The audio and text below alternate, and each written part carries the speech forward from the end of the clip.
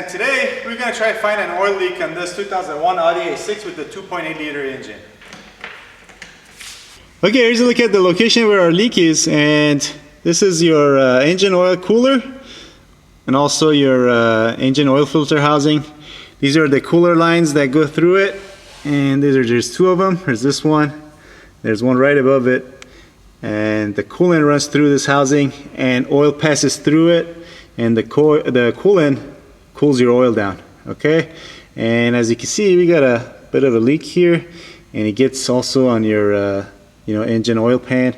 And I don't know if I mentioned this, but I've already replaced this oil pan due to the old one having a small crack across it. Yeah, I'm pretty sure this is not where our leak is. Not leaking from here, it's leaking from here, and it's getting on there. In fact, we're not going to be able to see, but there is oil all over above this housing too. So I'm thinking there's a gasket in here that we're going to get to and see if replace that actually, and see if that stops our leak. Do next is actually drain our engine oil and remove our oil filter. You'll need a 17mm socket for your oil drain plug.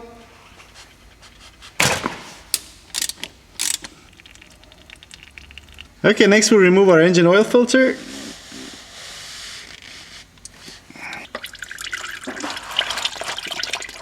And here's a better look without the engine oil filter. And in order to remove our engine oil cooler, we're gonna have to remove this nut and then pull on this. But looks like we're gonna have to disconnect these coolant lines too, because there is given this, and this is gonna allow us to pull on the housing and remove the seal and whatnot. But on the second line, it's pretty tight. It's there's not a whole lot of room. So first we'll take this clamp off. We gently twist this to break it loose. There we go. It's gotta be messy. Be prepared. So after waiting for all the coolant to drain out, we're gonna remove this second clamp. Next, we're gonna remove this nut that's holding this housing in. Okay. To remove this, I'm not sure what this is gonna be in metric because I don't have it. It's probably about 26mm, but in inches, it's 1 1/16. Make sure you don't strip this bolt. There's that. Looks like there's a washer, but we'll leave that in there for now. Okay, so I forgot to turn on the camera, but you need to get this hose out of here. You can't really slide it out. But once you get that hose out, then it just slides out pretty easy. Okay? There we go. Here's a look at the gasket that I believe it was causing our leak. And before you remove this, you want to make a note of how it's positioned. There we go. Already got our new gasket back on here. Clean the surface, get some clean engine oil on our new gasket on the seal, and then we're gonna slide that thing back on here.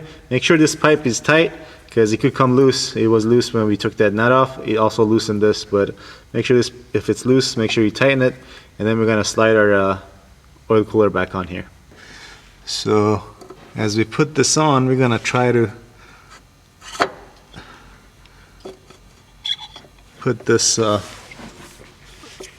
coolant hose on here as well. Alright, now we're just gonna start this nut.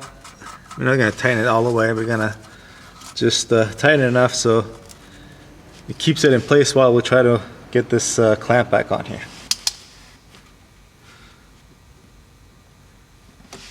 Next we'll slide this one back on.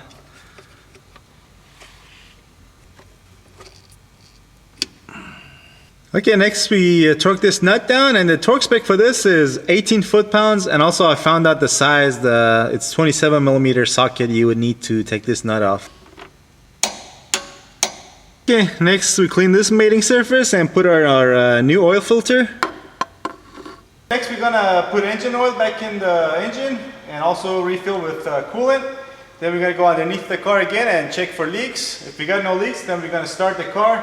Let the car idle for 10, 15, 20 minutes, and then again get back underneath and see if there's anything leaking. And if nothing is leaking by then we more than likely have solved our leaking problem. So just refill with fresh engine oil and coolant.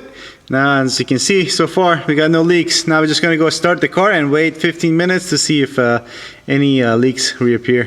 Also, when you start the car, you wanna make sure you put your heater settings to high That way you open up your heater core and then you can bleed the system. And then you obviously just want to keep eye on your coolant level and add as it goes down.